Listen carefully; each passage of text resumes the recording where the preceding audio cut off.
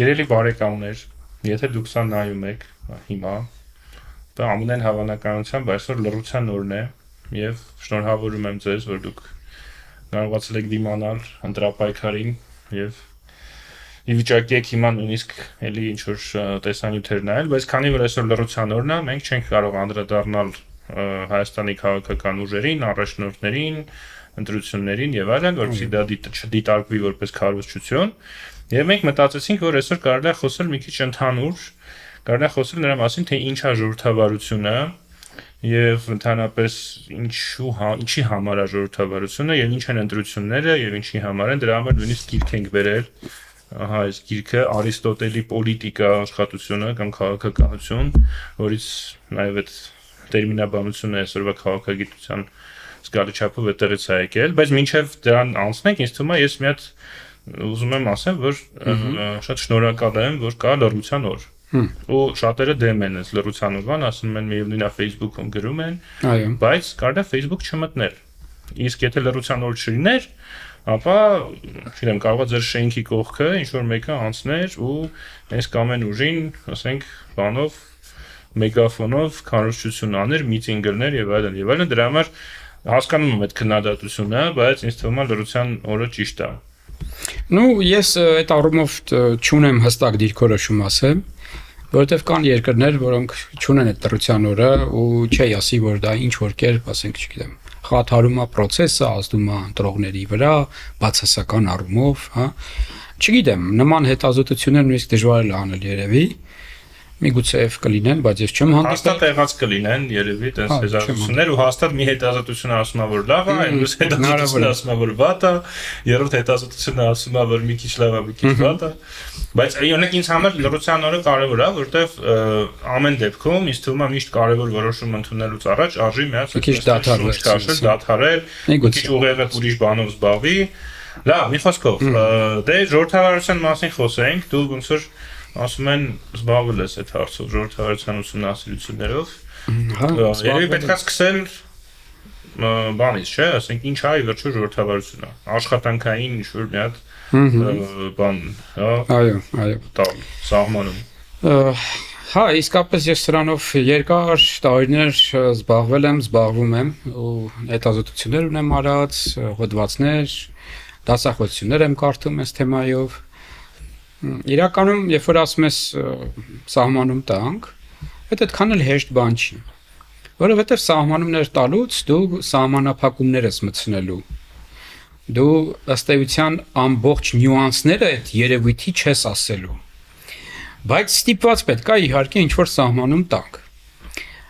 Ընդունված է ասել հետևյալը, որ ժողովրդավարությունը քաղաքական ռեժիմի տեսակ է, տեսակներից մեկն է։ Քաղաքական ռեժիմները ունենում են տարբեր տեսակներ, տարբեր մոդելներ, եւ ժողովրդավարությունը դրանցից մեկն է։ Ժողովրդավարությունը այնպիսի քաղաքական ռեժիմ է, կամ երբեմն նաեւ քաղաքական համակարգ այդ տերմինն են օգտագործում, որի ժամանակ իշխանությունը պատկանում է ժողովրդին, եւ ժողովուրդը իր իշխանությունը իրականացնում է ընտրությունների միջոցով հիմնականում եւ հանրակրվեների միջոցով։ Դե այդտեղ մենք մի հատ ուրիշ sense մեծ թեմայի ենք հանգում, իսկ ով է ժողովուրդը։ Այո։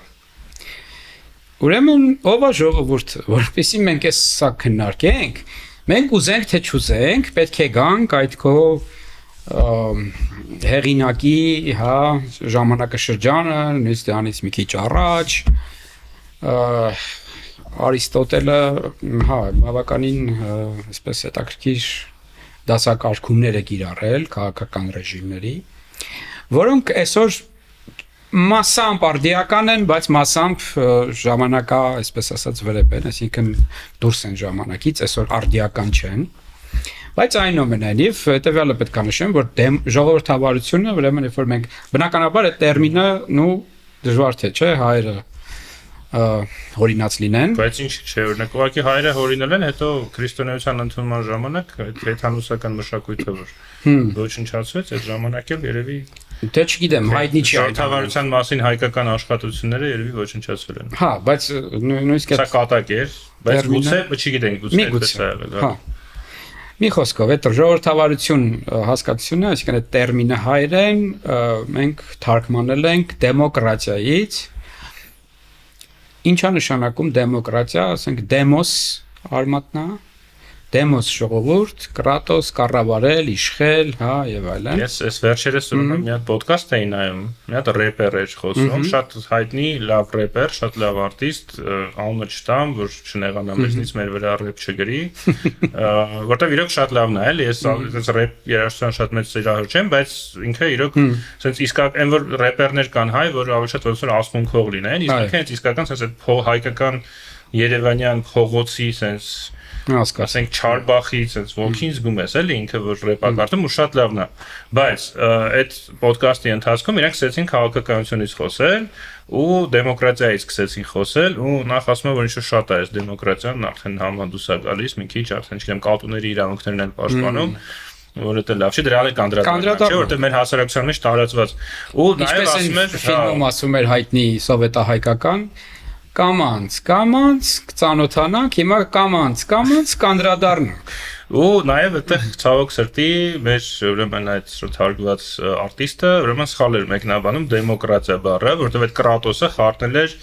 լատիներեն կրատեր բառի հետ, որը նշանակում է ոնց որ անդունդ նաև, ասում էր դա անդունդ է, այսինքն ժողովուրդը անդունդի մեջ է անգնում, դա չեմ կարող հումոր էր անում, բայց ամեն դեպքում կրատոս նշանակում է իշխանություն, եւ լատիներեն չի, այլ հունարեն է, եւ դեմոկրատիա նշանակում է ժողովրդավարություն, այսինքն ժողովրդի իշխանություն։ Ու այստեղ նաև ասենք, որ մեր սիրելի Արիստոտելը ում պատկանում է ընդհանրապես պոլիտիկա տերմինը, քաղաքականություն տերմինը, հա, ըստ էության ինչից է գալիս, որտեղ պոլիսը դա հունական քաղաքն էր, պոլիտիկան դա պոլիսի կառավարման արվեստն է։ Եվ նրա այս աշխատության մեջ դեմոկրատիան ինքը որպես բացասական բան է նայում, հա, այսինքն դա հենց կոնկրետ շատ բացասական բաց չի նայում, բայց չի ասում, որ շատ լավ բան է։ Բայց նրա մոտ ոնց որ բաներ կա 6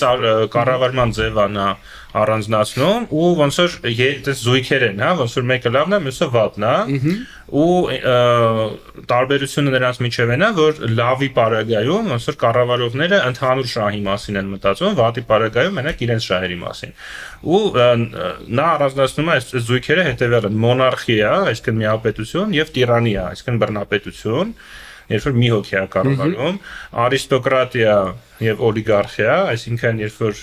էլի փոքր քանակությամբ մարդիկ են կառավարում, բայց մեկը լավն է, մյուսը վատն է, արիստոկրատիան լավն է,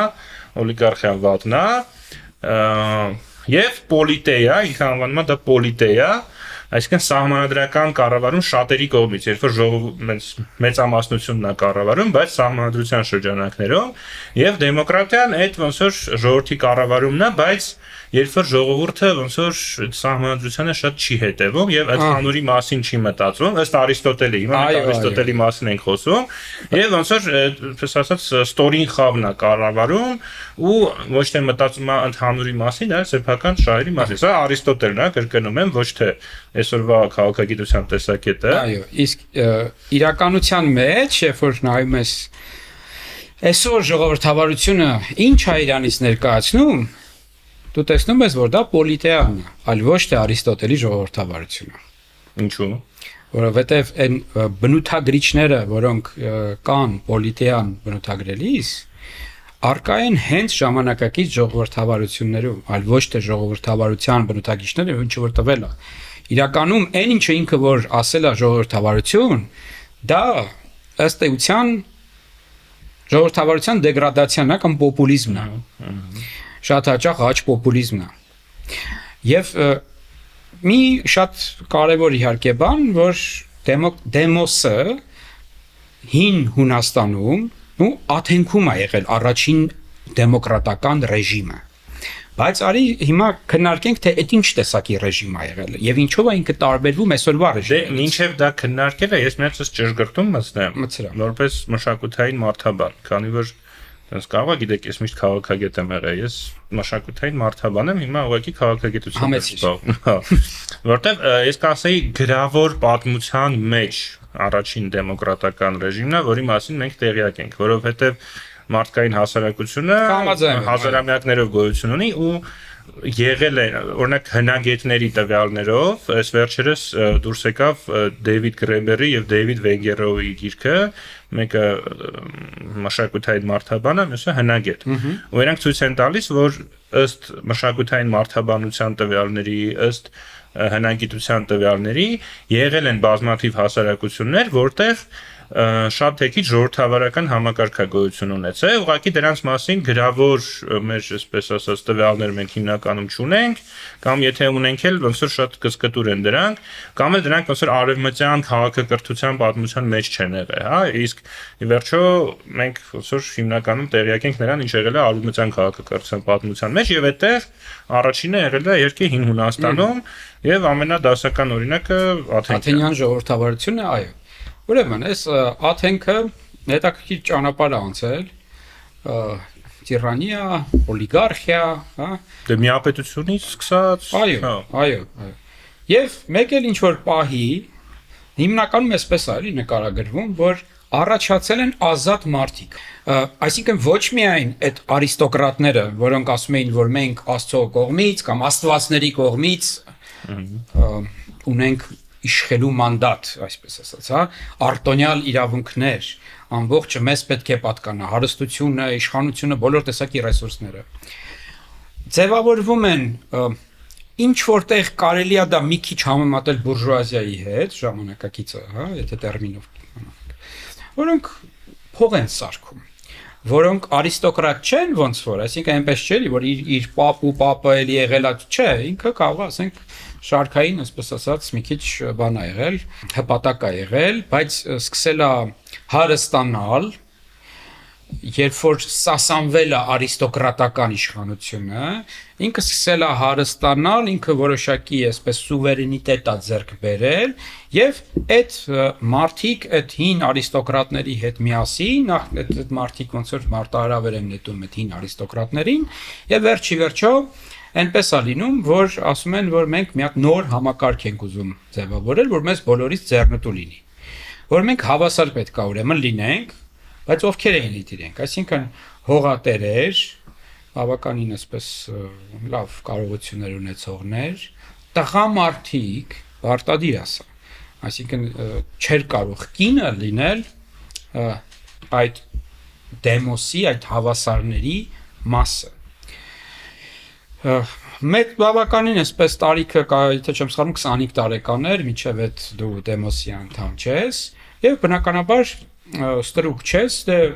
ակնհայտ է։ Եվ նաև կային ոնց որ միգրանտները, ովքեր քաղաքացիություն չունեին, այսինքն իրականում եթե մենք նայում ենք, պետք է ծնված լինեիր Աթենքում։ Հա, բայց կային միգրանտներ, ովքեր ոնց եկել էին ու այնտեղ կանեին։ Կան միգրանտ աշխատողներ էին, կան հետազոտություններ, որոնք ասում էին, որ չէ,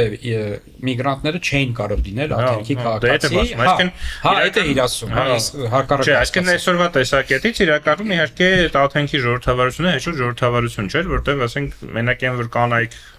իրավունք չունեն մասնակցելու ու ընդհանրապես ասեմ, որ շատ երկար ժամանակ կանանց ընդհանրապես քվեարկելության իրավունք նույնիսկ եվրոպական շատ երկրներում Շվեյցարիայում 1971 թվականին են կանայք ձեռք բերել լտրելու իրավունք։ Իսկ Հայաստանում 1918 թվականին առաջին հանրապետության օրոք մենք ավելի առաջադեմ ենք, քան Շվեյցարիան։ Խնդրում եմ դա գրանցեք։ Բայց մի քիչ շատ չենք խորանում։ Չէ, շատ չենք խորանում, մեծ շատ կարևոր է։ Նայ Ուրեմն այդ մարդիկ վերջի վերջո ձևավորում են համայնք, ազատ մարդկանց, տղամարդկանց, հա, եւ ասում են, որ մենք պետք է ինքնակառավարվենք։ Քանի որ թվականակը փոքր է եղել այդ տեսակ մարդկանց, հա, մի քանի տասնյակ հազար, եթե չեմ սխալվում, կամ 100,000-ից ոչ այդքան ավել, իրենք դառնում են փաստորեն քաղաքացի եւ ասում են մենք ուղղակիորեն պետք է կառավարվենք։ Այսինքն ուղղակի դեմոկրատիայի միջոցով մեզ պետք չեն ինչ որ միջանկյալ ինստիտուտներ, օրինակ պետք չի խորհրդարան գաղափար չի եղել այնտեղ։ Իրենք հավաքվել են տարին մի քանի անգամ, ժողովներ են արել, մի հատ մեծ հրապարակում, հա, դե ունեցել են ընտրովի մարմիններ, բայց դրանք նույնը չեն եղել, ինչ որ մեր խորհրդարանը։ Այսինքն առնվազն ընտրովի խորհրդարան չեն ունեցել։ Այսինքն օրենսդիր ընտրովի մարմին չեն ունեցել։ Գործադիր որոշակի ֆունկցիաներ իրականացնող մարմիններ ունեցել են, ոմանք վիճակահանությամբ են իդեպ բանալ են նշանակվել, հա, ռոտացիոն կարգով եւ այլն, այդ էլ պետք է բանանենք։ Եվ այդ կառավարել են, այսինքն ուղղակի ձև։ Դրա համար ընդունված է ասել, որ Աթենյան ժողովրդավարությունը դա ուղիղ դեմոկրատիայի մոդել է, դա ներկայացուցչական, որը ժամանակակից դեմոկրատիայի մոդելն է, մոդել չէ։ Ու մի շատ կարևոր առանձնահատկություն, Միքայել, այդ իմ կարծիքով ամենակարևոր առանձնահատկությունն է, էլի։ Աթենյան ժողովրդավարությունը հիմնված չի եղել իրավունքների վրա, մարդու իրավունքների վրա, հիմնված չի եղել ազատության գաղափարի վրա։ Աթենյան ժողովրդավարությունում կարող էին որոշել մեծամասնության սկզբունքով, որ ինչ որ մեկին պետքա կտտանքի ենթարկել, որովհետև ինքը դուր չի գալիս աթենացիներին։ Չպետք է մարդը այդպիսին լինի իրենց պատկերացմամբ ճիշտ մարդը։ Դե բան կար, օստրակիզմի գաղափար կար, որ քվեարկում, այսինքն ամբողջ Աթենքի բնակչությունը ամեն տարի հավաքվում էր, քվեարկում էր, թե ում պետքա քաղաքից արտաքսել։ Ու սովորաբար դա լինում էին, այսպես ասած, քաղաքական ինչ-որ առաջնորդներ, ում այդպես վտանգավոր էին համարում, ու դա մի կողմից մարդու իրավունքների խախտում է, մյուս կողմից հետաքրքիր մոտեցում է, էլի, որտեղ գուցե օրինակ էս հիմա որ ծայրահեղ աչերի, հա, աճա տեղի ունենում եւ այլն, տարբեր տիպի ծայրահեղականների, կարող է հենց այդ դա բացառելու համար էր, այսինքն այն մարդիկ, ովքեր վտանգավոր էին ու նայում են, այս մարդը կարող է բռնապետ դառնա եւ այլն, դրանց արտաքսում էին, բայց դա իհարկե մարդու իրավունքների խախտում է, ու մի հատ բայց ուրիշ բաներ էին անում, էլի նաև մարդու իրավունքները։ Ուղղակիորեն սպանություն, հա, այսինքն մարդու, չգիտեմ, այս կամ այն հատկանիշի համար կարող է բռնել սպանել։ Դե Սոկրատեսին, հա, ամենահայտնի փիլիսոփային ոնց Արիստոտելի ուսուցիչ, Պլատոնի ուսուցչին, դες մահապատժի ենթարկեցին, որտեղ համարվում էր, որ նա երիտասարդության ուղեղները, այսպես ասած, հոգիները փչացնում է։ Ինչ կուզեր ժողովուրդը այդ դեմոսը, շատ սահմանափակ թվով մարդիկ, հա, ըստ էության, որոնք դեմոս էին համարվում։ Նույնիսկ եթե անսահմանափակ է, նույնիսկ եթե մեծամասնություններ մեկը դրանով ոչի դառնում, չէ, որ իրանց կամքը ուրեմն պետք է ընդհանրապես ոչ մի սահմանափակում չունենա։ Ինչ կուզենային, իրանք կանեին։ Եվ սովորաբար երկու բան կար, կոնսենսուսով էին որոշումները փորձում կայացնել, ու եթե չէ, իհարկե մեծամասնության սկզբունքով նաև վիճակահանություն էր կար։ Ասում են մենք այնքան հասուն ենք, որ ինչ էլ մենք որոշենք ճիշտ է, դե հիմա եկեք վիճակահանությամբ որոշենք, էլ ինչ պետք է անենք։ Բայց այդ ամենակարևոր սկզբունքն էր, էլի, որ իրենց մտքով ինչ անցներ, դա էլ բան կանեն։ Ոչ մի սահմանափակումներ մարդու իրավունքներով, ազատություններով, հա, չկար, այդ կոնցեպտը գոյություն չուներ ուղղակի։ Դե ինձ թվում է, այստեղ քեզ հետ ինձ չհամաձայնեմ, ինձ թվում է ինքը կար, ուղղակի ինքը ֆորմալիզացված չէր, ուղղակի քանի որ իրանք փոքր համայնք էին, հա, կոպիտ ասած բոլորը իրար ճանաչում էին։ Ու այդպիսի համայնքում կա որոշակի ոչ sense չգրված օրենքներ, այսինքն իրանք ունեին չգրված օրենքներ ու այդ չգրված օրենքների ունեին նաև գրված օրենքներ, բայց ամեն դեպքում նաև այդ ինչ-որ մշակութային առանձնահատկություններ ունեին եւ ինչ-որ պատկերացումներ ունեին, թե ինչը կարելի է անել, ինչը չի կարելի անել։ Բավականին դա գրանցված չէր, նաև ու դա հնարավոր է, որովհետեւ փոքր համայնք էր, այսինքն ես հասկանում եմ ինչ ես ասում, բայց այդ իմ կարծիքով պետք է շփոթել իմ ասացի հետ, որ ազատությունների կոնցեպտ այնտեղ, իրավունքների կոնցեպտ, որ մարդը անձեռնմխելի է, որ մարդը իրավունք ունի անել սա եւ դա անձեռնմխելի է, պետությունը իրավունք չունի խախտել դա եւ այլն, չկար այդ բանը։ Իմ ասածը սա է։ Դե բարձր է որ օրենքներ կար։ Ես ասում եմ այդ օրենքները, որոնք իրենք մշակում էին, հիմնված չէր ազատության կոնցեպտի վրա, դա չկար այն ժամանակ։ Հիմա ժամանակակից ժողովրդավարությունները, հիմա էլի երկար չգնանք թե այդ ոնց եղավ որ ձևավորվեցին ժամանակակից ժողովրդավարությունները։ Բայց իրանք վերջերս են ձևավորվել, հիմնականում ասենք ֆրանսիական հեղափոխությունն է 1789 թվականի այդ շարժիչ ուժը եղել, որ ձևավորվեն արդեն նոր ներկայացչական ժողովրդավարություններ, որոնք աստիճանաբար բայց ի սկզբանե այդ կոնցեպտը արդեն եղել է, սահմանափակվում են մարդու իրավունքներով։ Ուղղակի ինչ եմ ասում աստիճանաբար, որովհետև այդ ցանկը մարդու իրավունքների, sense բարբերաբար ընդլայնվել է։ Բայց կոնցեպտը, որ չէ, ժողովուրդ, այս չի լինի, ով ինչ ուզի անի։ Իդեպ առաջի անգամ այդ կոնցեպտի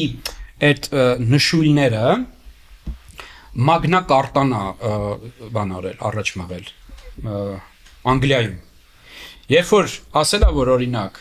սահմանափակումներ պետք է դրվեն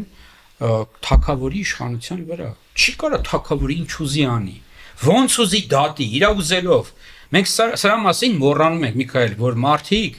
որպես կանոն, մինչև վերջերս, հա, մինչև այս դեմոկրատական, բուրժուական հեղափոխությունները, հա, մինչև ֆրանսիական հեղափոխությունը, այ որոշ բացառությունները, որով Magna Carta-ն է եղել Անգլիայում, չէ՞ թեև ինքը մեկ այլի սահմանափակ է եղել, էլի, հետևյալ կերպ են ապրել։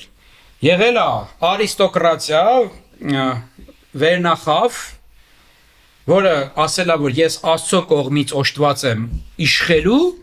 եւ անսահմանափակ է եղել իշխանությունը։ Դատավորը չէր կարող գալ ասել, դատավոր ջան, բանաս, օրենք կա, ախր։ Ներողություն, թագավոր ջան, օրենք կա։ Այս օրենքով սա չի կարելի անել։ Թագավորը կասեր, «Սով ես դու, լավ, սուս մնա։ Ես եմ ասում ինչպես պետք է ապրեք։ Ես եմ ասում ոնց պետք է պատժեք այս մարդուն»։ Պատիժը եղել է անհամաչափ միջև Magna Carta-ն, որ ասենք կարող է նույն տեսակի բանի հանցագործության համար թագավորը որոշել, որ պետք է այս մարդուն կախաղան անել, գլուխը կտրել կամ չէ, ասենք ընդամենը ձեռքը կտրել ենթադրենք, կամ մի հատ sense բան տալ, փայտով տալ գլխին։ Ինքն էր դա որոշում, հասկանում ես։ Սեփականության գաղափար չկար։ Նույնիսկ այդ Magna Carta-ն ինչով է բան, որովհետև այդ ֆեոդալները ասել են մեր օպերի թագավորը երբ ուզի գալիս է ինչ ուզում անում է, կարող մեր հարստությունը վերցնի, հա, մեզ ոնց ասես օգտագործի, ուղարկի ասենք պատերազմի, բան եւ այլն, ու մենք ոչինչ, չեղավ ասել են։ Եկեք sense սահմանումներ տնենք, որ անձեռնմխելի է օրինակ սեփականությունը, այդ պահից է սկսել այդ գաղափարը առաջ մղվել, հետո այդ Magna Carta-ի ոնց որ փիլիսոփայության հիման վրա արդեն Երբ որ ասենք 1789 թվականին այդ հեղափոխությունը ֆրանսիական եղավ բան, սկսեցին այդ իրավունքի կոնցեպտը, ազատությունների կոնցեպտը, սեփականության, մասնավոր սեփականության կոնցեպտը առաջնել ու ասել, որ դրանք անձեռնմխելի են ու դրանով սահմանափակել, ինչը, Միքայել, ասա թե ինչը, ժողովրդի իշխանությունը, կառավարումը, այսինքն այս երբ որ մենք այսօր խոսում ենք ժողովրդավարության մասին, Առաջի երթին պետք է սա բան անենք, որ հա, իհարկե ինքը ժողովրդի կառավարումն է, իհարկե իշխանությունը ժողովրդինն է։ Հիմա նաև խոսենք, որ այդ ժողովուրդը ոնց ձևավորվեց, այսօրվա ժողովուրդը որն է, այդ դեմոսից ինչով է ինքը տարբերվում են հին Հունաստանի, հա, բայց ասվեց, որ ուրեմն կարևորը հետևյալն է, որ այդ ժողովուրդը պետք է սահմանափակ լինի մարդու իրավունքներով եւ ազատություններով։ Ինքը չի կարող ժողովուրդը հիմա այսօր sense հարց կարող են, չի առաջացնում։ Ժողովուրդն է որոշում ամեն ինչ։ Օրինակ կարանք մենք հիմա օրենք ընդունենք, ըստ որի ասենք մեծամասնությունը կողմ լինի ենթադրենք։ Դա նույնիսկ հանրակրվեի դրվի, ասենք, պատկերացրած sense մի բան։ Նախաձեռնությամբ են հանդես գալիս, որ կապուտ գույնի մազերով մարդկանց կտտանքների են ենթարկում։ Մեծամասնությունը այդպես է ուզում, հանրակրվեի ենք դնում այդ հարցը։ Արդեն այդ գաղափարը, որ կարելի է այտենց բան առաջ քաշել որպես հանրակրվեի դրվող բան, արգելված է։ Արգելված է։ Չի կարող այդպիսի բան լինել։ Եթե ինչ-որ մեկը նման բան արվի, դա հակաօրինական, հակաիրավական բան կլինի։ Ոչ թե հակաօրինական, բարձր հակաօրինական կլինի, որովհետև բայց ինքը այդ օրենքը բխում է արդեն իրավունքից, մարդու ազատություններից, ասածը սա է, որ երբեմն շփոթում են այսօր, ասում են, որ այդ ժողովրդավարությունը մի տեսակ բան է, էլի բռի բան է, ոնց որ մեծամասնությունը ինչ ուզեց, դա էլ արել։ Ոչ, այդպես չի։ Մեծամասնության իշխանությունը խիստ սահմանափակված է ի տարբերություն Աթենյան դեմոկրատիայի մարդու իրավունքներով եւ ազատություններով։ Խնդրեմ, հիմա ինչ կա, ասես կառարկես կամ կավելացնես։ Ես ուղղակի հիմա տենց մի հատ բան ունեմ, ոնց որ գայթակղություն անեմ, սկսել քո հետ վիճել պատմական փաստերի վերաբերյալ, օրինակ ասեմ, որ այդ ամեն ինչի արմատները նաև կարելի է դեպի հռոմեական իրավունք նայել, որտեղ ըստ էության Հռոմը ճիշտ է ժողովրդավարություն չէր, ինքը արիստոկրատիա էր ավելի շատ, հա, հենց այնտեղ օլիգարխիա էր կամ էլ, բայց այնտեղ այդ իրավունքի գաղափարը կար, որ ի վերջո ինչքան էլ իրանք կառավարող են, բայց կա նաև իրավունք, որը շատ հստակ ասես գրված է, այդ մի խոսքով կամ էլ կասեմ ընդհանրապես, որ նույնիսկ այս հիմա ինչ որ խոսում ենք, մենք արևմտյան քաղաքակրթության մասին ենք խոսում, բայց ի վերջո կա նաև, ասենք, ուրիշ քաղաքակրթություններ կան, ու կան, ասենք, այդ նաև կան եղել են հասարակություններ, որոնք մեր իմացած իմաստով պետություն չեն ունեցել, բայց ինքնակառավարվել են եւ դա էլ է ժողովրդավարության ուղիղ ժողովրդավարությունը ըստ իս դա է, հա, որ ասենք եղել են ինչ-որ համայնքներ, ովքեր պետություն չեն ունեցել, այսինքն պետությունը ինչ է, պետությունը ոնց որ այդ ժողովրդից անջատված ինչ-որ մի հատ խումբ է մարդկանց, ով իրականացնում է կառավարումը։ Իսկ այնտեղ եղել են օրինակ ցեղեր, բանում Հյուսիսային Ամերիկայում, մինչև եվրոպացիների գալը, որ իրանք այդ ցեղում ոնց որ իրանք տարվա մեջ փոխվել են, այսինքն օրինակ ձմռանը եւ գարնանը ցեղի մի կեսը ոստիկաններ են, մյուսները ոնց որ սովորական մարդիկ էին, հետո իրանք տեղերով փոխվում էին, այնով որ ոստիկաններ ինքը դառնում է սովորական մարդ, այսօր որոշ անարխիստական սովետական մարդ դժվար թե դառնար, սովորական մարդ, այնտեղ դառնում էին ոստիկան։ Որոշ անարխիստական համայնքների մեջ ասում են, օրինակ քրիստիանիայում այսօր Դանիայի այդ ինքնավար հա քաղաքում այդ ընդունված է դերերով փոխվում են այնտեղ։ Դե այդտեղ դու եկար ոնց որ կանխազգացիր ես ինչ էի ուզում ասել, որտեղ ըստ էության ես տենց հոգու խորքում ես անարխիստ եմ, այդ անարխիստ բառը Հայաստանում մի քիչ սխալ են հասկանում, չէ՞ խուլիգանի նման բան է, կամ ինչ ուզում անում։ Հա, կամ անարխիան այդ քաոսի հոմանիշ են հասկանում։ Անարխիան ինքն իրականում հենց այդ նույն արխե բառն է, որը նշանակում է սկիզբ կամ իշխանություն, հա, մոնարխիա, օրինակ մոնարխիա միակ պետություն, մեկի իշխանություն, իսկ անարխիան այդ ոնց որ իշխանության բացակայությունն է,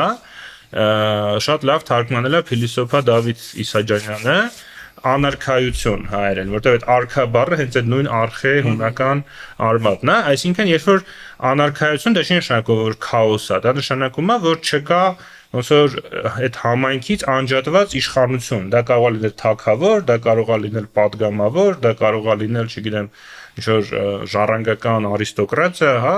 ասենք Մամիկոնյան նախարարներ, այդ դա չկա, որ համայնքը ինքն իրան կառավարում է։ Բայց ես նաև հասկանում եմ, որ այսօրվա դրությամբ մարդկային հասարակությունը դեռ չի հասունացել այդպիսի կառավարման համար, հա։ Օրինակ Ժան-Ժակ Ռուսոն եւս մեկ հայտնի փիլիսոփա, ինքը ասում էր, sense բաներ ասում, որ եթե աստվածները կառավարման ինչ-որ ձև ունենային, իրանք ունենային ժողովրդավարություն։ Հա, իրանք պետություն չէին ունենա, որտեղ նրանք աստվածներ են, նրանք իդեալական են, նրանք իրար հետ իդեալական լեզու կգտնեն, իրանք գիտեն ոնց է ճիշտ։ Բայց մարդիկ աստվածներ չեն, հա, մարդիկ ունեն թերություններ, մեկի կրթությունը չի բավականացնում, մյուսը, ասենք, ինչ-որ բռնության հակումներ ունի։ Այն երրորդը ուղղակի հավես չունի զբաղվելու։ Օրինակ, ես ինքս ընդհանուր առմամբ կողմ եմ ուղիղ ժողովրդավարության, հա, որ ինչքան հնարավոր է ինչ-որ հարցեր հանրակրվեով լուծվեն, որ մարդիկ, ասենք, ոչ թե պատվիրակեն իրանց իշխանությունը ինչ-որ մեկին, այլ իրանք այդ իշխանությունը իրականացնեն, բայց բոլորը չի որ դրան պատրաստ են։ Մարդ ինչ-որ հարցեր կան, որ մարդիկ ուղղակի այդ գիտելիքը չունեն։ Հա, ասենք ինչ-որ մի հատ թեմա է, դրանով հանրակրվե անցկացնես, օրինակ այդ քո ասած, չգիտեմ,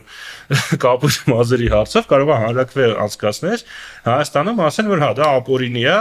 ով որ կապույտ է ներկում իր մազերը, պետք է տանել փակել, հա, օրինակի համար, որովհետև ասենք մարդկանց հանդուրժողականությունը կարող է պակասի, կարող է գիտելիքը պակասի։ Ու նաև մարդիկ հավես չունեն ուղղակի։ Ես հիշում եմ, ես խոսում եմ, եթե հիշում ես, ուրեմն Մեծ Բրիտանիայում մի քանի հանրակրվե եղավ իրար հետևից, մեկը Brexit-ն էր, դրանից առաջ Շոտլանդիան էր ուզում անջատվել, հիմա հետև նորից այդ հարցը բարձրացրել են։ Դրա մասին կարող ենք խոսել, որովհետև Հայաստանի ընտրությունների հետ կապ չունի Շոտլանդիայի ընտրությունները, ու հիմա Շոտլանդիայում նորից բարձրացրել են հանրակրվեի հարց։ Ու ես խոսում եի, բայց այդ մի քանի տարի առաջ էր, ես խոսում եի մի շոտլանդացու հետ, ասում եի կարող է նորից հանրակրվե անեք, ասենք մարդիկ սուրճ քվեարկեն Մեծ Բրիտանիայից դուրս գալու օգնին, ասում է հոգնել են մարդիկ հանրակրվեից։ Ասում է մարդիկ սկզբից այդ Շոտլանդիայի հանրակրվեն եղավ, հետո Brexit-ի հանրակրվեն եղավ, մարդիկ ասում են Ժորժ ջան, մենք ուզում ենք մեր կյանքով ապրենք, մենք չենք ուզում պետական հարցերով զբաղվենք, այլ մենք ունենք պատգամավորներ, Շոտլանդիան ունի առանձին խորհրդարան, մի հատ էլ ունի իր պատգամավորները Մեծ Բրիտանիայի խորհրդարանում։ Ասում է դե մենք այդ պատգամավորներին ընտրել ենք, որ իրանք այդ հարցերով զբաղվեն, մեզ հանգիստ թողնեն։ Ու ինձ թվում է դա էլ է շատ կարևոր, որովհետև այդ ուղիղ ժողովրդավարությունը ինքը նաև ժամանակ է պահանջ։ Օրինակ դա ինձ թվում է հնարավոր կլինի, երբ որ աշխատանքային շաբաթը լինի ոչ թե 5 օր, այլ ասենք 3 օր։ Դրա համար անարխիստները նաև դա են պահանջում։ Երբ որ մարդը ժամանակ ունենա, ասենք նստի խորանը, իսկ ես իմ պատգամավորական փորձից ասելով, այդ գաղտնիք բացեմ, այդ հույս ունեմ դա կապ չունի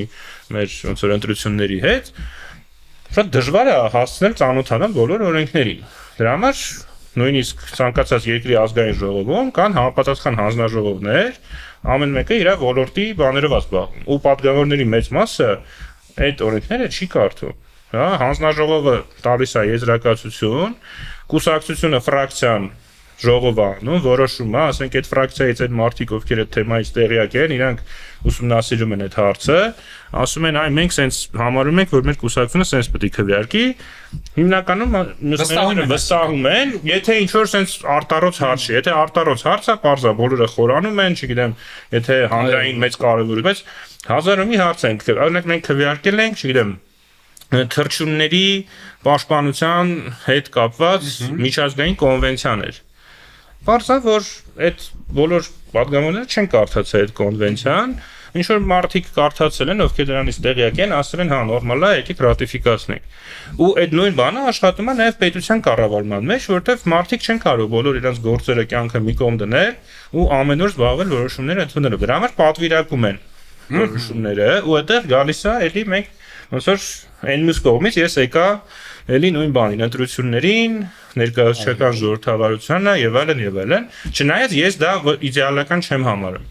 Ես համարում եմ, որ ուղղակի աշխարհը իդեալական չի, դրա համար մենք ստիպված տենց ենք անում։ Հույս ունեմ մի օր կգա, երբ որ Ռուսոյի ասած մարդիկ կդառնան աստվածներ, ու այդտեղ տեխնոլոգիան կարող է օգնի։ Իսկ թվում է ինչքան տեխնոլոգիան զարգանալու է, այդքան մենք կմոտենանք այդ ուղիղ ժողովրդավարությանը։ Շատ հնարավոր է։ Բայց մի հատ էլի մի քիչ հետ գնանք։ Ուրեմն սկզբնական շրջանում, երբ որ այս նոր արդեն ներկայացական ժողովրդավարությունները ձևավորվեցին,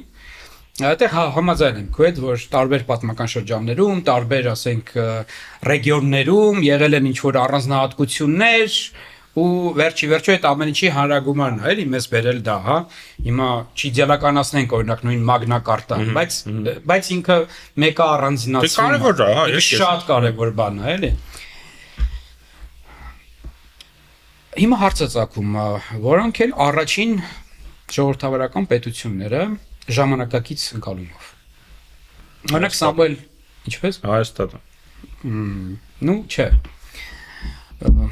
Լավ կլիներ իհարկե։ Ապազգային է, էլի, Էդգար։ Շատ ապազգային է։ Պարզ չի, որ ապազգային։ Ոնց որ ասում էր Արիստոտելը, ժողովրդավարությունից հին Հունաստանից ավելի կարևոր է։ Ոնց կարելի է ընդհանրապես հին Հունաստանից խոսել, չէ՞, ասենք։ Միայն պետք է խոսել Հայաստանից։ Արիստոտելը ասում էր Արիստոտելը ո՞ր է ապազգային։ Արիստոտելը ո՞րն է։ Չէ, բայց Արիստոտելը հայ էր։ Ասա Դավիթ անհաղթ կամ չգիտեմ։ Դե Դավիթ անհաղթն էր ուժեղ ֆիլիսոփա, երկե բայց ցավոքսուտի տեղյակ չենք, ինչպես ասում էր Արիստոտելը, Պլատոնը իմ ընկերն է, բայց ճշմարտությունը ավելի կարևոր է, ավելի թանկ է, ու ճշմարտությունը այն է, որ ցավոքսուտի բավով ա եղել, լավ, Հայաստանը չի եղել։ Ըստ օրինակ Սամուել Հանթինգթոնի, Միացյալ Նահանգներն են եղել առաջինը։ Ինքն էլ բրդում է իր բաները, չեղավ տենց չէ։ Բայց այստեղ կան օբյեկտիվ ինչ-որ բաներ, էլի հիմքեր, նայ։ Պարզ է, ասենք որոշ ֆրանսիացիներ կասեն, որ չէ, առաջինը հենց ֆրանսիական հեղափոխությունից հետո ձևավորված է, այսինքն այդ հանրապետությունն էր, ժողովրդավարությունը, բայց այստեղ sense մի հատ բան կա։ Ուրեմն ասում է երկու չափանիշ է պետք այստեղ։ Առաջի չափանիշը անհրաժեշտ է, որ տղամարդկանց առնվազն 50%-ը ընտրելու եւ ընտրվելու իրավունք ունենա, ու որ իշխանությունները ձևավորվեն կամ խորհրդարանի կողմից, կամ ուղղակիորեն, այսինքն այդ տրական իրավունքներ ունեցողների կողմից։ Եվ ուրեմն սա ամենակարևոր ուրեմն չափանիշն է, ըստ Հանթինգթոնի, Եվ մի րոպե, մոռացա երկրորդը որ։ Ես մինչև դու երկրորդ չափանիշը հիշես, ես մի հատ sense ասեմ, որ հետո կշարունակեմ։ Ինձ թվում է Շվեյցարիան էր առաջի դեմոկրատական պետությունը կամ առնվազն առաջի դեմոկրատական պետություններից մեկը, բայց դու ավարտի հետո ես կբացատրեմ ինչի։ Հա, այստեղ կարծեմ այդ իրար հետ ես բան արեցի, էլի միացրեցի իրար այդ չափանիշները, մի խոսքով պետքա որ մոտավորապես 50%-ից ավելին տղամարդկանց բնակչության ընտրելու եւ ընտրվելու իրավունք ունենա եւ որ իշխանությունը ձևավորվի այդ դեմոսի պաստորեն կողմից ուղղակիորեն կամ խորհրդարանի կողմից, ասենք, հա։ Հիմա ասում եմ այդ չափանիշներին Միացյալ Նահանգներն է համապատասխանել 1800 հիմա կոնկրետ թիվը կարող է սխալվեմ, բայց 26 կարծեմ թվականներ։ Այս չափանիշներով եթե մենք նայենք, ուզում ենք ասենք չեղավ, այդ չափանիշ չի, այսինքն այսօրվա մեր պատկերացումներին դա չի համապատասխանում։ Բայց այն ժամանակ դա տարբերել է այլ տեսակի ռեժիմներից, որովհետև ուրիշ ոչ միտեղ նման բան չի եղել։ Առաջի անգամ Միացյալ Նահանգներում ա եղել ըստ իրա։ Ու ոնց որ դա է կարևորը, որովհետև վերջի վերջո Արիստոտելն չէ, ասենք եթե հին էլի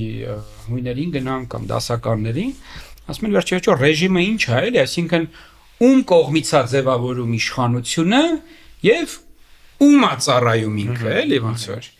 Հիմա ըստ դրա ոնց որ ձևավորվում է գոնե տղամարդկանց կեսի կողմից, այսինքն ինչ որ մի հատ դեմոս է, թեև փաստորեն որ նայում ես հասարակության թվականակի մեջ փոքրամասնությունն է եղել փաստորեն։ Այսինքն ինչ որ փոքրամասնություն, որը կոչվում է դեմոս, ձևավորում է իշխանությունը, բայց այդ փոքրամասնության մեջ բոլորը հավասար են, այս է կարևորը, հա։ Հա, եւ պետք է հարուստ լինեին այդ տղամարդիկ, այսինքն ունեցվածք պետք է ունենային։ Հա, շատ երկար ժամանակ համարվել է, որովհետեւ օրինակ Վարշավա ապրում, ինքը օրինակ ինքնուրույն չի կարող քվեարկել, որտեղ իր տանտերը իրան կարող է պարտադրի, որ ասենք սրանք քվեարկի կամ նրանք քվեարկի։ Հիմա կամած այդ չափանիշները ընդլայնվել են եւ արդեն ասվել է, չէ, ոնց 50% տղամարդկանցից չեք խոսում, պետք է 100% լինի։ Չէ, բականայիք, չէ, բա տարիքային ցենց ինչ որ շատ բան է կարել, եկեք իջեցնենք, ինչ հարուստս որն է։ Ու ստեղ արդեն այդ սոցիալիստական շարժումները, աշխատավորական շարժումները, որոնք 19-րդ դարի երկրորդ կեսերից հատկապես վերջերում շատ ակտիվ էին, ըստ էության իրանք նաև իրենց պայքարի արդյունքում հանգեցրին նրան, իսկ կանանց ներգրավումը քաղաքական, այդպես ասած, դեմոսի մեջ, հա, ժողովրդի մեջ տեղի ունեցավ հատկապես սուֆրաժիստների պայքարի արդյունքում, չէ՞, այսինքն մի կողմից է սուֆրաժիստները, մյուս սուֆրաժիստները բացատրենք մի հատ կանայք էին, ովքեր պայքարում էին որպեսզի կանայք ունենան ընտրական իրավունքի համար, այսինքն որ իրանց համար suffrage, universal suffrage, այսինքն այդ համընդհանուր ընտրական իրավունքն է, դերից էլ այդ անունն է սուֆրաժիստներ։ Ու այն ժամանակ կներեք դա համարվում էր ահավոր ինչ-որ արմատական, հիմա ոնց են ասենք աչերը ձեռ առնում, չէ՞, ֆեմինիստներին, ասում են ոնց կլինի կինը տղամարդը հավասար աշխատավարձ ստանա, այն նույն ձևով այն ժամանակ ձեռ էին առնում, ոնց կլինի կինը գնա քվեարկի, այս ինչ եք ասում, չէ՞, դա չի կարա տես բան լինի։ Վերջերս էր, վերջերս Միացյալ Նահանգներ, Եվրոպա այդպես էր։ Ու հիմա ասենք կան կանայք հենց ծայրահեղաճ շարժումներում, օրինակ Եվրոպայում,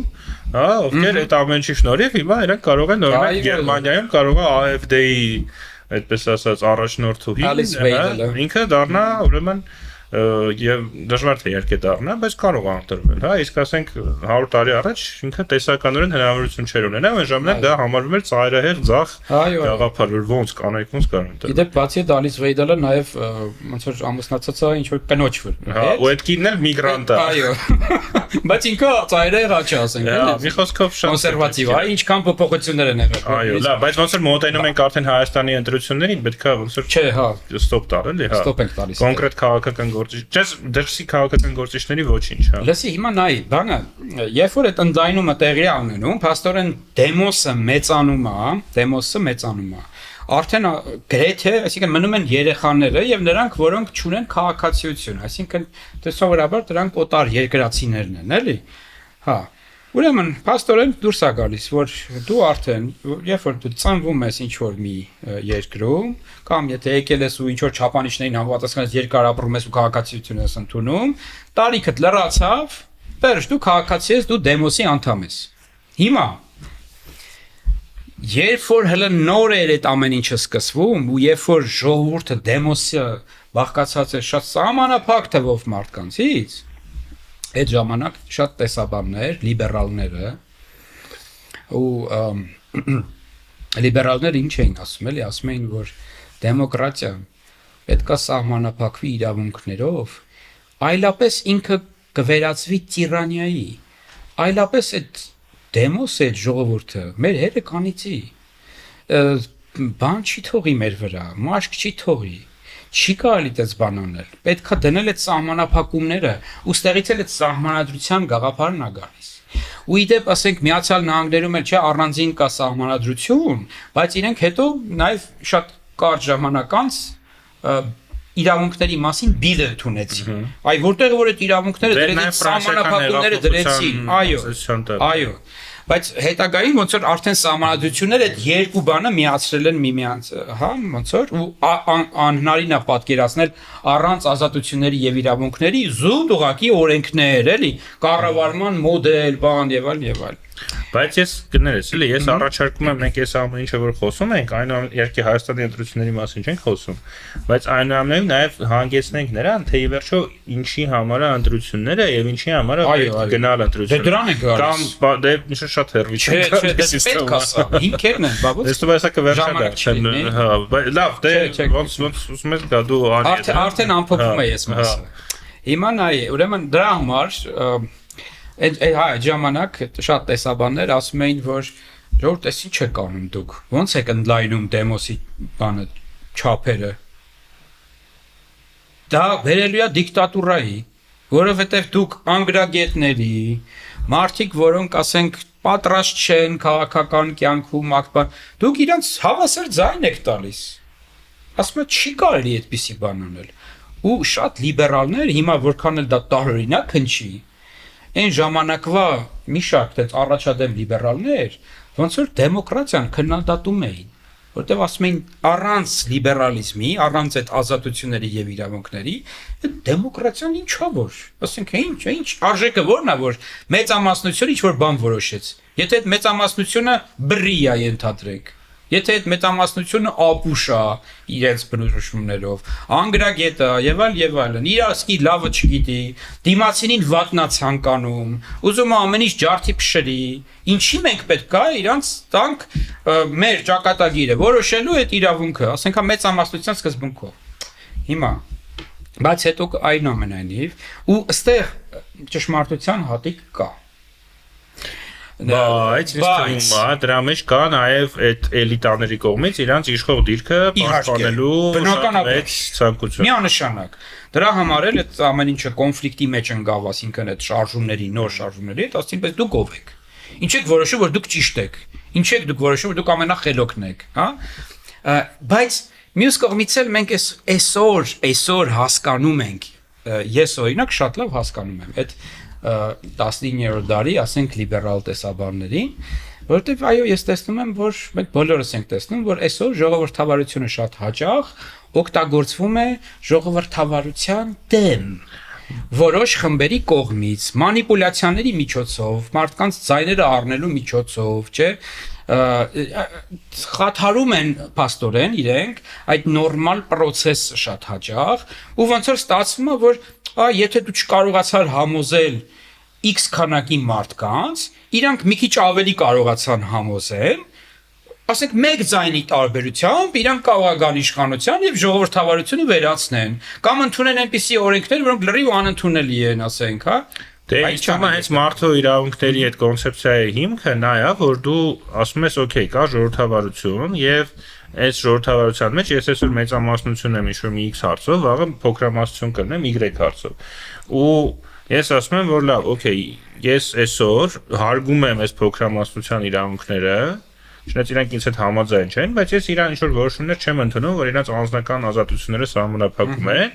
ու նույնը ակնկալում եմ իրանցից, որ վաղն էլ իրանք եթե մեծամասնություն կազմեն, իրանք իմ անձնական իրավունքները չեն փորձի սահմանափակել։ Ու ես կարծում եմ, որ սա դա կարդաչեմ լիբերալ ժողովրդավարություն անվանել կարող ուրիշ ձև անվանել, բայց առանց դրա ժողովրդավարություն չկա, որտեղ ի վերջո ժողովրդավարությունը ինձ թվում է նրա ինձ համար օրինակ ես ինչի եմ ասում, որ ես անարխիստ եմ, բայց օրինակ ուրիշ ցախ որոշ այսպես պետականամետ ցախ որոշ իդեոլոգիաներ չեմ ընդունում, հա, ասենք մարդիկ կան, որ ասում են Ստալինը լավն էր, որտեվ ինքը սոցիալական արդարություն հաստատեց, հա։ Ասենք ես համարում եմ, որ սոցիալական արդարությունը լավ բան է, բայց ես համարում եմ, որ ինքը չի կարող հակասել անձնական ազատությանը։ Ինձ համար ի վերջո ամենակարևորը անձնական ազատությունն է, բայց ես նաև համարում եմ, որ առանց սոցիալական արդարության դու չես կարող ունենալ անձնական ազատություն, որտեվ կոպիտ ասած, եթե դու սոված ես, այն փող չունես, ինչ որ մեկը քեզ ստիպելու է ինչ որ բաներ անել, որոնք քո շահերից չեն բխում, որտեվ դու փող չունես, իսկ ինքը ունի։ Հա, դրա համար պետք է սոցիալական արդարության որոշակի աստիճան, բայց ոչ անձնական ազատությունների հաշվին, բայց ինձ թվում է մենք այնուամենայնիվ գանք նրան, թե ի վերջո, ասենք, իսկ կարող է պետք չի այդ ամեն ինչը, կարող է ավելի լավ է, որ ի վերջո իրոք մի օր sense մի հատ բռնապետ ընտրենք,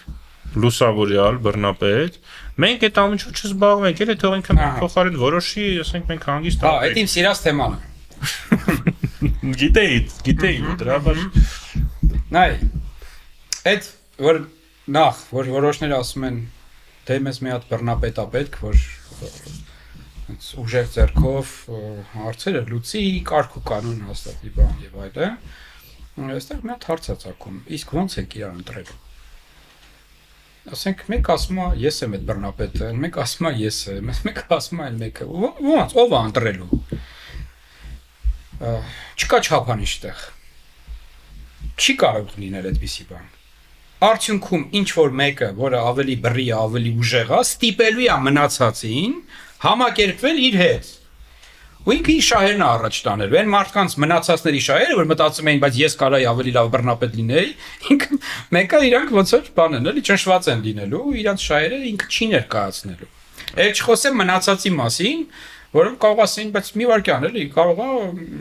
մենք մի քիչ ինչ որ ուզում ենք էլի, այս հարցերի վրա ինչ որ ազդեցություն ունենալ, մի քիչ ուզում ենք կարող ավելի լավ ապրել, հա, չենք ուզում այդ ամեն ինչին մասնակցել, բայց այս ամեն ինչը ուզում ենք ունենալ, ու ոնց որ դու սա քո վրա ես, քո ձեռքերն ես վերցրել ամբողջ իշխանությունը, մենք ոնց որ չենք կարողանում ինչ որ մեկին դիմենք, այսա շատ կարևոր բան է։ Նայ, սովորական, ասենք, սենց ասեմ, էլի, սա շատ սովորական մարդու ոնց որ կոնցեպտ մի հատ արի պատկերացնենք, որ իր գործերով զբաղվում չի ուզում քաղաքական, բայց ինքը ունի ինչ որ բաներ, չէ, կարիքներ, ինչ որ հետաքրություններ ենթադրեք, հա, ինչ որ խնդիրներ է ունենում։ Հիմա ինքը ուզում է որ այդ կարիքները բավարարի, այդ խնդիրը ինչ որ լուծի։ Հիմա երբ որ կա մեկը, որը վերցրել է իր ամբողջ ձեռքում, ինքը մաքսիմում կարա սենց չոքաչոք գնա այդ մեկին, ասի գիտես, սենց մի հատ բան ուզում է։ Այն էլ կամ կարող է հավեսը տա մեկ էլ իրան լավ նայի, բայց սովորաբար այտենց չի լինում, ասում է դե գնաս տեղից, ահա։ Երբ որ լինում է դեմոկրատիա, նույնիսկ եթե ինքը չի զբաղվում ոչ մի բանով, ինքը հնարավորություն ունի գնալու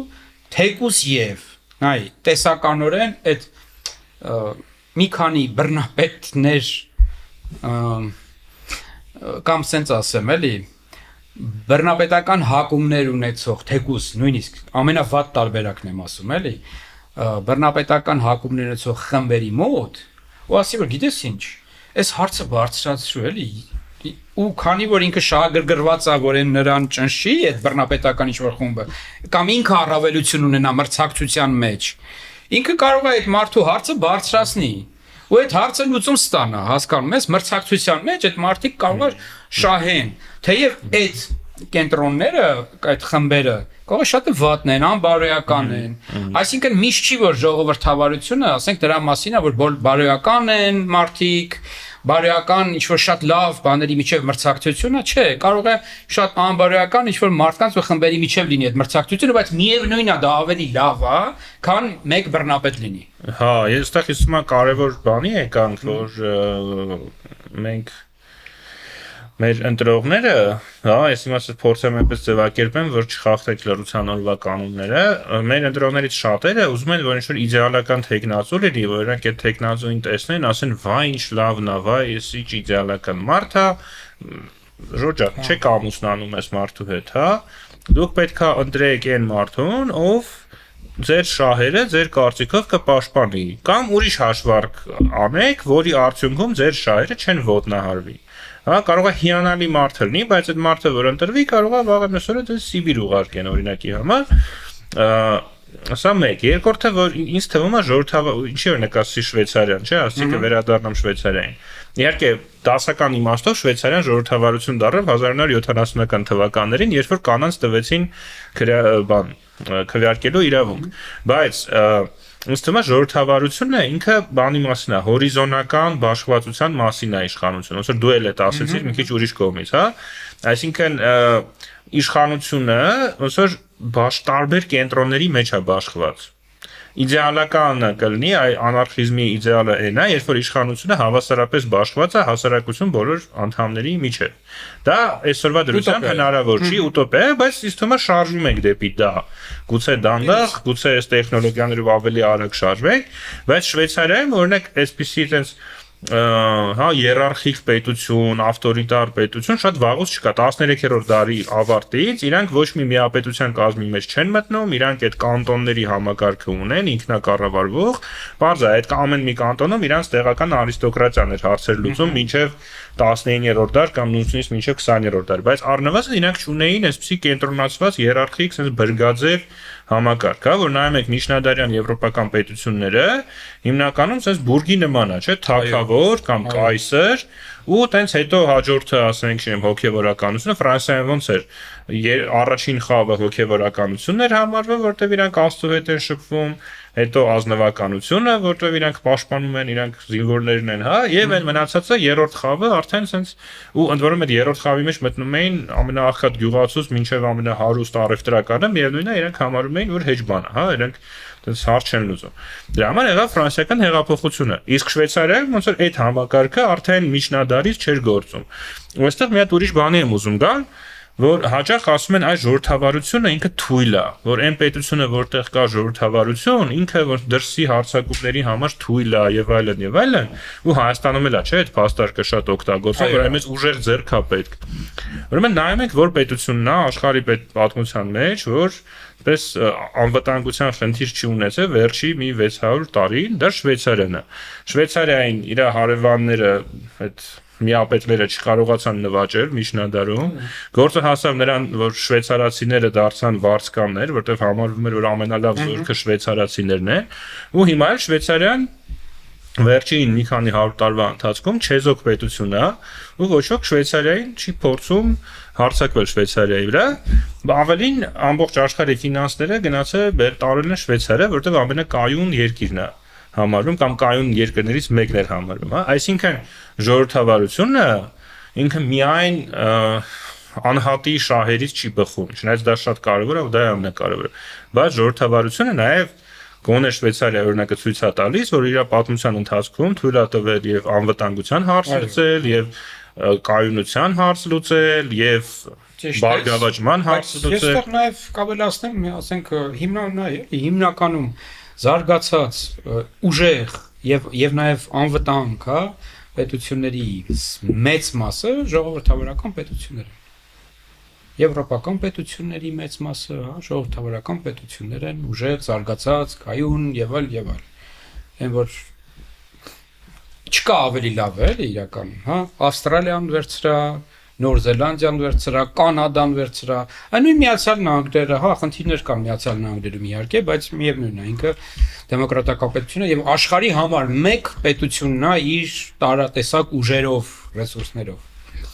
Այնպես որ, հա, այս հարցը կարծում եմ մի փոքր նույնիսկ sense էլի քննարկելուց հետո հստակ բարձ է լինում ու չի կարող մանիպուլյացիա լինել այս առումով։ Մի այստեղ բան է ուզում ասել, որ հա, մի բան էլ ասել ու ամփոփեք ասչորաբար։ Կան ժողովրդավարության վերաբերյալ սահմանում ոնց ձևակերպեմ ժողովրդավարության երկու սահմանում, այսինքն երկու մոդել ոնց որ թե ինչա ժողովրդավարությունը, երկու մոտեցում մինիմալիստական եւ մաքսիմալիստական։ Հիմա մինիմալիստականն է հետեւյալն է, ասում է պետք է որ բոլորը ունենան հավասար իրավունքներ, պետք է լինեն ընտրություններ, ընտրական ինստիտուտ եւ իշխանությունները պետք է ձևավորվեն այդ ընտրությունների միջոցով Երբ որ ձևավորվեցին առանց կեղծիքների բնականաբար, հա, առանց խաթարումների, այդ ընտրությունները արդյունքում ձևավորվեցին իշխանությունները, այդ իշխանությունները մաքսիմալ ինչ պետք է անեն, պետք է ուղղակի հաշվետու լինեն։ Հա, իրանց է տրվում ամեն ինչ, բայց պետք է հաշվետու լինի, ասեն այս ենք անում, այս արեցինք, այն արեցինք, մարդիկ պետք է հնարավորություն ունենան դա տեսնելու, քննարկելու, քննադատելու եւ հետո ասեն կարան փոխեն այդ իշխանություններին։ Հիմա, եթե այս ամեն ինչը կա, ուրեմն այդ երկիրը ժողովրդավարական է, վերջ ասում, սա բավարար է։ Սա մինիմալիստական մոտեցումն է։ Շատ առումներով այդ մինիմալիստական մոտեցումը շատ չափելի է։ Եվ շատերը օրինակ Վան Հանեն կա, այդպիսի քաղաքագետ, ինքը տարբեր երկրների ոնց որ ժողովրդավարությունները չափում, այսինքն տեսնում այս երկրի ժողովրդավարականը թե չէ, չափումներ են իրականացնում, նման ինդեքս կա, բան մի խոսքով։ Ու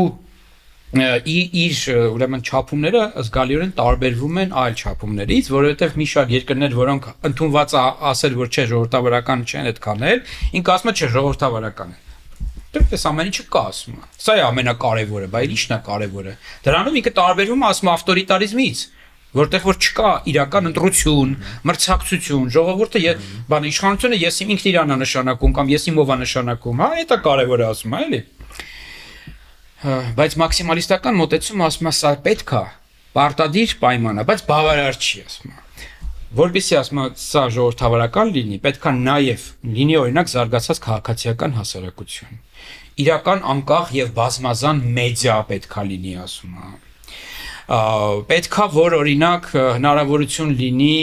շատ այսպես լայն ձևով մարդիկ արտահայտեն իրենց դժգոհությունը տարբեր հանրահավաքների, բաների ձևով, հա ու պետքա որ ասենք այդ բանը շատ որակյալ լինի մասնակցությունը որոշումների կայացման, այսինքն հերիք չի որ մենակ ընտրությունների ժողովուրդը մասնակցի, այլ ինքը պետքա տարբեր ձևաչափերով յուրաքանչյուր անհատ խումբ պետքա ոնց որ sense ունենա հնարավորություն ազդելու որոշումների կայացման գործընթացի վրա ռեալ էլի sense, հա Բայց ոչ թե ուղղակի ընտրություններից ընտրություն։ Այս դեպքում ասում արդեն մենք կարող ենք ասել, որ ունենք ժողովրդավարություն։ Վիճելի բաներ են սրանք, ասեմ քեզ,